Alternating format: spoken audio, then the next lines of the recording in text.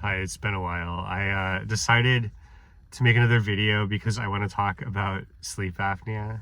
Um, I will tie this into writing a little bit, but it's mostly about how difficult it is to get anything done, including writing, because of sleep apnea. Um, I've been wanting to make some other videos too. I've been reading a lot lately, and I wanted to do like a bit of a deep dive on Alistair Reynolds, for example, which is an author I've kind of reread most of his stuff in the past several months. And I don't think there's a lot out there talking about you can find like Reddit posts talking about his stuff, but there's not really, I don't know. I think I could do a pretty decent like primer on Alistair Reynolds. I think he's an author that's definitely not for everyone, and I'm very aware of his faults, but I think like his strengths outweigh them for a certain subset of people. And also it's kind of difficult to figure out which of his books to read if you've never read anything by him. It can be overwhelming, and you can easily make a bad choice that will put you off him forever. So that's kind of why I wanted to do that. But I always get a little bit weighed down by there's kind of the tension between, do I want to just talk about it in my car like I'm doing now, or do I actually want to try to script it and put some effort into it? I know I've like never done that on this channel, but if you actually want the video to do kind of well, I feel like there's a certain level of effort you need to put into it. Otherwise you're just, it's going to get 12 views and I might as well have not made the video. So, and the, the main reason I haven't made the video is because I realized that, and then I realized I don't want to do the scripting thing or anything like that. So I want to talk about sleep apnea, and you can see from my face and my hair that I started using my CPAP again. I started last night, and I think what I'm going to do here is I'm going to make this video now, and then every month I'm going to do an update video, and I'm going to resolve to not miss a night. I'm going to use the CPAP every day.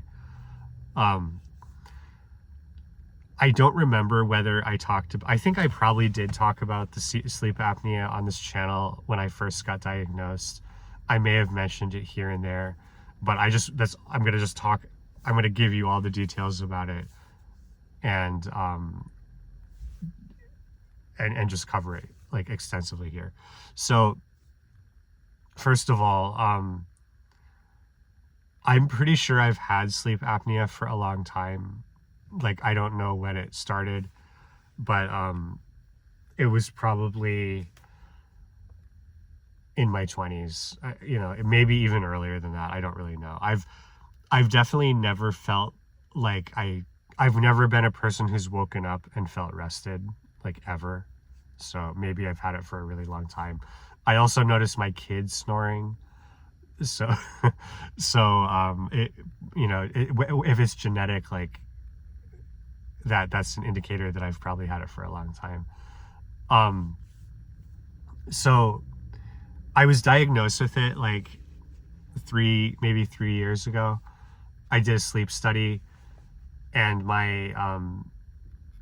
they measure apnea as events per hour. So like a really, really bad case of sleep apnea, you would have like 50 or more events per hour, meaning almost every minute you stop breathing, and that's an event.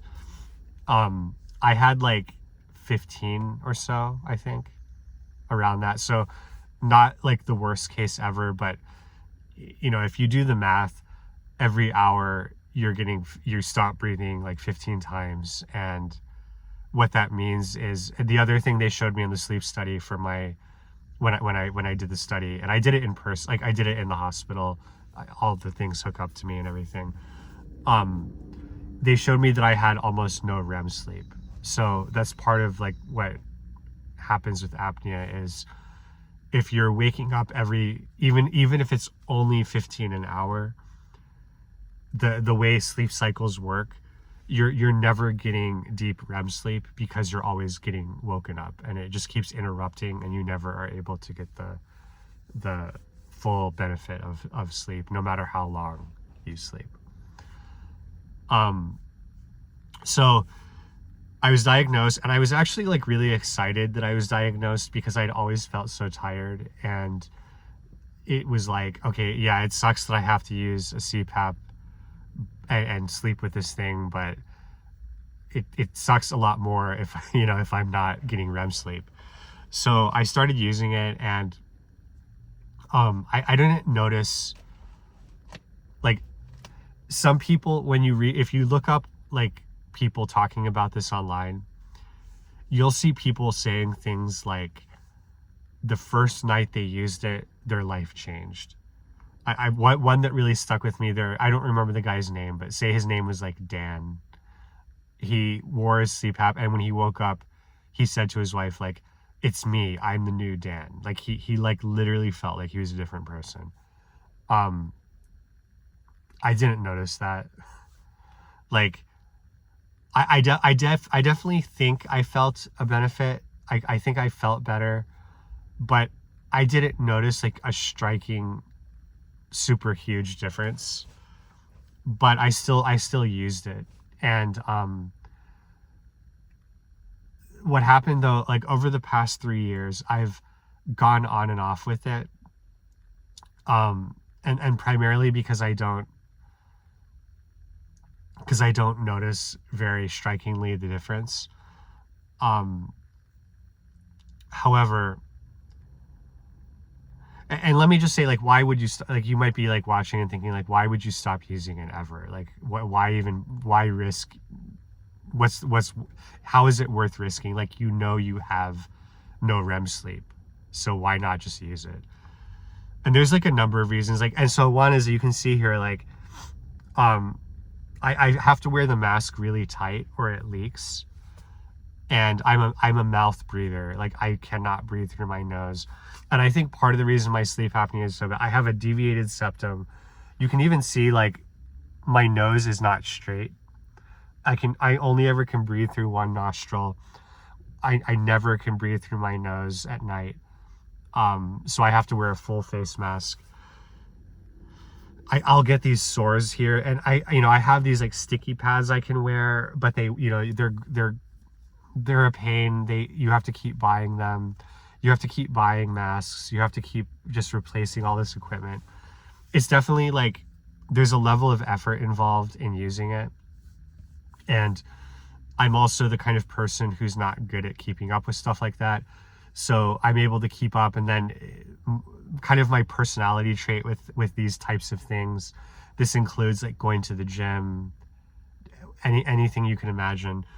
When I'm able to keep it up really well for quite a long time sometimes, but if I get one slip up, if it falls off in any way, I very easily am just out of it. And an example might be if I go on a vacation for like a week and I don't feel like bringing the CPAP, that can completely mess up my streak or whatever.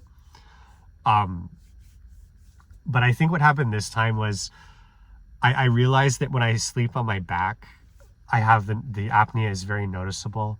So I'll be falling asleep on my back, and then I wake up gasping for air. And then I felt like if I'm on my side, it doesn't happen maybe. And so I tried to tell myself, maybe what it actually is that sleeping on your back. And the other thing is, I noticed as well that when I sleep on my back, even with the CPAP on my back, I woke up gasping for air. So I noticed that I was having events even with the CPAP on my back. So I came to this conclusion, like, maybe what's happening here is the CPAP doesn't actually do anything. And the main thing is I just have to train myself to not sleep on my back. And that's it. And that would be a lot easier than a CPAP, just sleep on my side. So I've been trying that for several months, and I feel so tired, right? Like, this is the longest I've gone without using the CPAP. And I feel like absolute shit. Like, I just feel terrible. like, so let me explain what a day has been like recently. I work from home. My boss is very, there I'm not very like strictly held to work hours. So like if I need to just like peace out during the middle of the day, it's fine. I do often have to work at night, and I will, like, if I miss time during the day, I generally make it up at night, and so on and so forth. And then, sometimes we're really busy and I have to work 12-hour days. So it's that kind of job. But anyway, I wake up at 7, and the first thing that happens when I wake up is I very, very, very strongly feel that I want to go back to bed. Like, I never ever wake up thinking, "Oh, I'm up, let's go." It's always my first thought is like, "Man, I wish so badly that I could go back to sleep."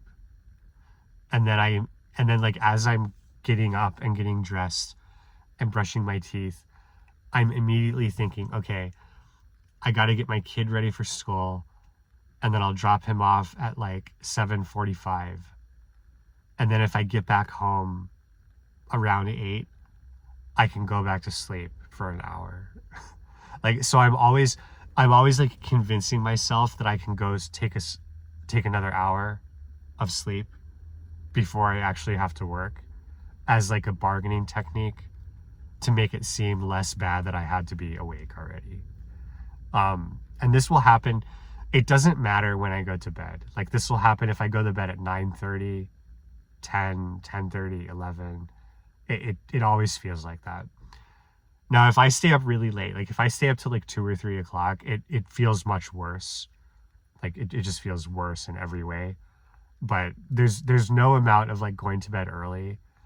Like, if I go to bed at 9 o'clock, I won't just wake up at 5 and be like, "Oh, I'm ready to go." Like, that never happens. So then I get home, and sometimes I will do it. Sometimes I will go back to bed and sleep for like another hour. But the reason I very strongly avoid doing that is because if I do that, I then have to wake up again. And waking up the second time is almost worse than the first time.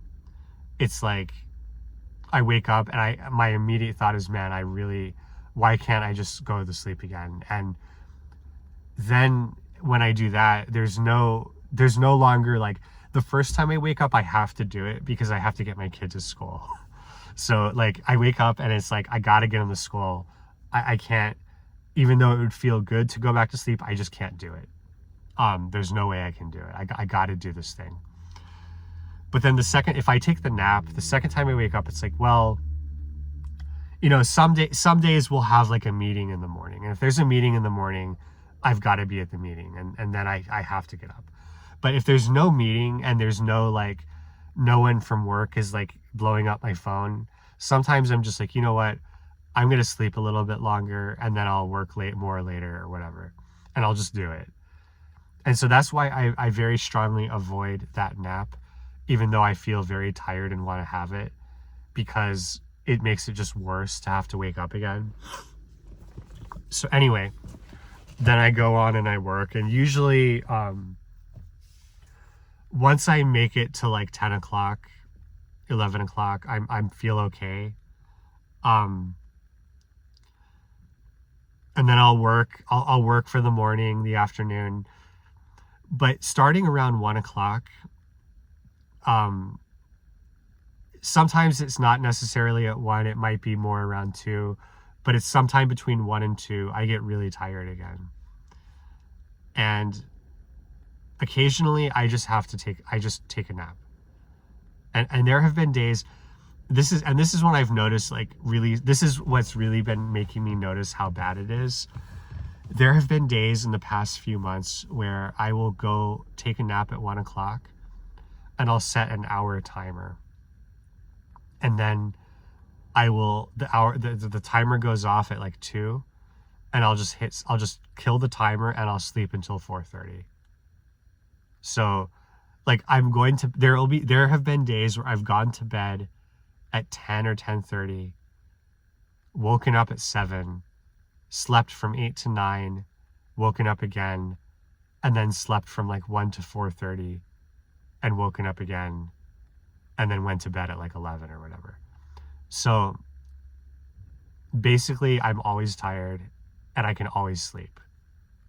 That's a big thing. Like I can always sleep. If I go lay down, I can fall asleep. I can fall asleep in my car. I can fall asleep on a bed. I can fall asleep on the couch. I can fall asleep anywhere. And I can fall asleep very quickly too. Like even if it's like loud and all the lights are on, I can lay down on the couch and be asleep in like a few minutes.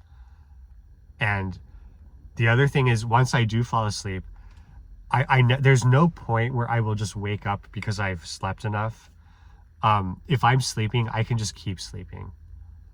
Like I could probably go to bed at 4:30 and wake up at 7 a.m. Like I could just, if I didn't have like stuff to do, I could probably just sleep forever. That's an exaggeration. I think like at some point it would be too much, right? But I really do think I can, in most situations, I can sleep for as long as I am able to, and I never feel rested. So the final part of this video, I will mention, like, and I'm kind of doing this as setting a benchmark. This is how it is when I don't use the CPAP, and then I'll make a video like a month from now and quantify how if it feels different or not. And if it doesn't feel any different, I'm gonna go to the doctor again and be like, something is fucked up. Something is really wrong. I don't know what to do. So the other thing that happens, like, and so this is all related, right? This is part of, I can always sleep. I'm always tired. On the weekend, there will be periods, my kid is like 8 years old now. There are times during the weekend where I actually get like a big chunk of free time and I can do whatever I want. And I'll find myself feeling like very excited about that. I'm like, hey, I've got, like, for example, my kid goes to his friend's house and I suddenly have like 4 hours to do whatever I want. I'll find myself like feeling very excited about that and thinking about, oh, what should I do? Like I could, whatever like project I have in my head, maybe I'm trying to write something, maybe I'm doing some coding thing or whatever, that just for my own free, whatever I feel like doing, not for work, just something I want to do. And I'll feel really excited about it and I'll sit down to do it, and then I'll get really tired, and almost always I'll end up just sleeping the entire time. So I'll be like, oh, I've got 4 hours. I'm excited. There's this thing I really want to do. This is, and in some sense, when you think about like, what is a life? What is your life? And I'm pretty good about this. Like I enjoy all of my time. Like even when I'm doing things I don't want to do, I'm not the kind of person who says like, oh, well, my life is only the 3 hours of free time I have every day and everything else is just shit. And I'm just looking forward to that time that I'm free. Like I don't really think in those terms. I'm content anytime, basically. But in some sense, you think about like, well, you're working so that you're able to have that time to yourself sometimes, and you work hard so that you have your own time and your own hobbies or whatever it may be to do later. And for me, like whenever I actually get that time, I'm just falling asleep. Like it's like I'm excited, I sit down, I start working on it, and I immediately just get like overwhelmingly tired. And I can't stay awake and I fall asleep. And then I wake up when I have to, when my time is over. And then I can only do things that I have to. So,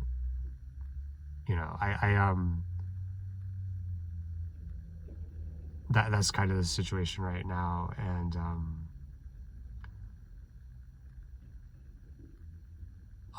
obviously that's not good. Like I've been thinking about, my job is going okay. We're still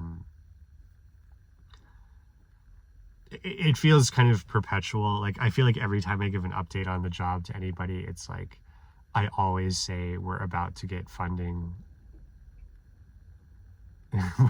We're always like 2 or 3 months away from getting funding. It's like nuclear fusion or something. We're always about to do it, but we never do it. And we somehow always keep going. But that's kind of perpetually the situation with my job. And there's always the fear that the funding, I say funding, we have funding, but we're always about to get like profitable. We're about to like not need our funding and make our own money, and it never quite happens. But we always manage to keep our current funding source and floating on it. So there's always the fear that that funding will at some point stop and we won't be profitable, and it will all go under.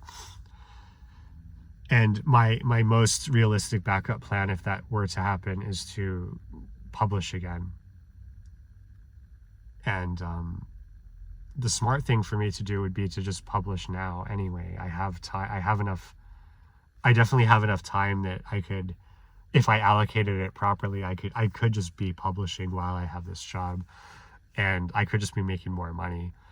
And it's making more money would be good, but more importantly than making more money would be establishing the other job, so that I wouldn't be worried about losing the other one. Like being like, oh well, yeah, I mean, if this startup goes under, I've already got another thing running, so I just have to shift over to that rather than start it cold from nothing. And currently I don't feel able to do that because I can't stay awake.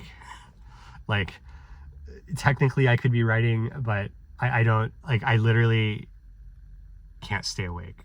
And so I will check back with you guys in a month and let you know if I don't remember if I mentioned, but so I used the last night was the first night I used the CPAP again, and that's why, like, so I'm gonna keep using it. I'm gonna make sure I don't miss any nights, and I will make this was making note of how I felt without it, and if it feels significantly different, that's my indicator that I need to keep using it and not ever convince myself that it's not necessary again. So thanks for watching. Bye.